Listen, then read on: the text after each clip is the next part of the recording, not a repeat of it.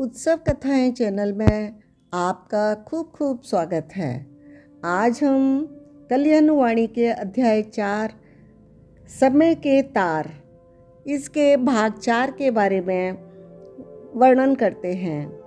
वे जीवात्माएं जिनके पास समय के 9 तारों का स्वामित्व होता है, वे भक्ति के मार्ग पर थोड़ा और चल चुकी होती हैं। वे अपनी मान्यता प्रणाली में स्वयं को झोंकना प्रारंभ कर देती हैं। वे अपने पंथ के लिए कुछ न कुछ बलिदान करना शुरू कर देती हैं। जैसे कुछ आत्माएं अपना समय देती हैं, कुछ आत्माएं अपना धन देती हैं, कुछ संपत्ति और कुछ पशु देती हैं, कुछ अपना चैन देती हैं। ऐसी आत्माएं सब देने के लिए तत्पर रहती हैं, जिसको देने की प्रेरणा उनके देवी देवता, गुरु अथवा पुस्तकें आदि करते हैं। जो जीवात्माएं समय के 10 तारों की स्वामिनी होती हैं, उनका भक्ति का स्तर और भी ऊंचा होता है। वे उन जनों से मेलजोल करना बंद कर देती हैं जो किसी अन्य मान्यता प्रणाली से संबंध रखते हैं। वे हर उस चीज़ को अनदेखा करती हैं जो उनके मत और विश्वास को हिला सकती है। वे हर ध्यान भटका देने वाली चीज़ से बचते हैं, अपने आप को केवल अपनी मान्यता प्रणाली में झोंकते हैं। वे अपना समय, प्रयास और धन संपत्ति अपने पंथ के लिए दान करते रहते हैं। जो जीवात्माएं समय के 11 तारों पर अपना स्वामित्व जमा चुकी हैं, वे अपनी मान्यता प्रणाली में इतनी अनुभवी और अंगभूत हो जाती हैं कि अन्य मत प्रणालियों से बचने की बजाय उनको प्रत्युत्तर देने लगती हैं। वे अन्य मतों के जनों से बहस करें या न करें, परंतु अपने मस्तिष्क में उनके मत के विरुद्ध तुरंत तर्क बना लेती हैं। वे अपनी मान्यता प्रणाली को सर्वोच्च घोषित कर देती हैं।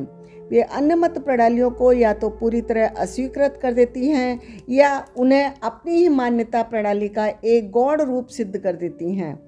जो आत्माएं समय के 12 तारों पर सवार हैं, वे अन्य मान्यता प्रणाली को सफलतापूर्वक इतने प्रत्युत्तर दे चुकी होती हैं कि उन्हें अपनी मान्यता प्रणाली परम सत्य लगने लगती है। उन्हें पूर्ण विश्वास हो जाता है कि ब्रह्मांड की कोई भी चीज़ उनकी मान्यता प्रणाली द्वारा समझी जा सकती है। यदि कुछ नहीं समझा जा सकता है तो उनके पास ये समझाने के लिए भी तर्क होता है कि वह क्यों नहीं समझा जा सकता है। वे ब्रह्मांड की हर घटना में अपने भगवान और अपने पंथ की उपस्थिति देखती हैं। जो आत्माएं समय के 13 तारों पर विराजमान हैं, उन्हें किसी को कुछ समझाने की आवश्यकता अनुभव नहीं होती है, ना ही वे किसी को अपने पंथ में लाने का प्रयास करती हैं। उनके लिए पूरा ब्रह्मांड ही अपने ईश्वर अथवा सिद्धांतों का अभिव्यक्त रूप बन जाता है। जो आत्मा समय के 14 तारों का स्वामित्व ग्रहण कर लेती हैं, वे 2 प्रतिबिंबों में बंट जाती हैं। दोनों प्रतिबिंब समय के 7-7 तारों पर विराजमान होते हैं। भाषा की सरलता के लिए हम प्रत्येक प्रतिबिंब को एक अलग आत्मा मानकर चलते हैं। एक आत्मा से विभाजित हुई 2 आत्माएं दोनों एक ही देह के साथ समन्वयता से जुड़ी रहती हैं। यदि एक आत्मा किसी दृश्य में लीन हो जाती है तो दूसरी आत्मा उसे ज्ञान का दर्पण दिखाती है। उदाहरण के तौर पर सृजन नाम का एक भक्त कार्यालय के काम के दबाव के कारण कष्ट में है। उसकी 2 आत्माएं हैं जो एक दूसरे की प्रतिबिंब हैं। पहली आत्मा कष्ट अनुभव कर रही है, दूसरी आत्मा पहली को प्रतिबिंब दिखाकर यह बोध करती है कि सृजन मात्र एक किरदार है। ये किरदार कष्ट में है, आत्मा नहीं कष्ट में है। उस किरदार का कार्य अधूरा पड़ा है, आत्मा का नहीं पड़ा। आत्मा स्वयं को किरदार से अलग करके शून्य का अनुभव कर सकती है। इस तरह दोनों आत्माएं मिलकर आत्मज्ञान की ज्योति जलाती हैं। रिद्धि नाम की एक दूसरी भक्त है जो अभी अभी मंदिर होकर आई है और अत्यंत आनंद का अनुभव कर रही है। उसकी भी 2 आत्माएं हैं जो एक दूसरे की प्रतिबिंब हैं। पहली आत्मा पूरी तरह आनंद में खोई हुई है, दूसरी आत्मा पहली को प्रतिबिंब दिखाकर यह बोध कराती है रिद्धि मात्र एक किरदार है, उसका किरदार आनंद में डूबा है, आत्मा नहीं। किरदार अभी अभी मंदिर होकर आई है, आत्मा नहीं। आत्मा किरदार से अलग होकर शून्य का अनुभव करती है। इस तरह दोनों आत्माएं मिलकर आत्मज्ञान की ज्योति जलाती हैं। एक ही देह के साथ जुड़ी हुई 2 आत्माएं उन 2 जनों की तरह हैं जो एक ही घर में रहते हैं।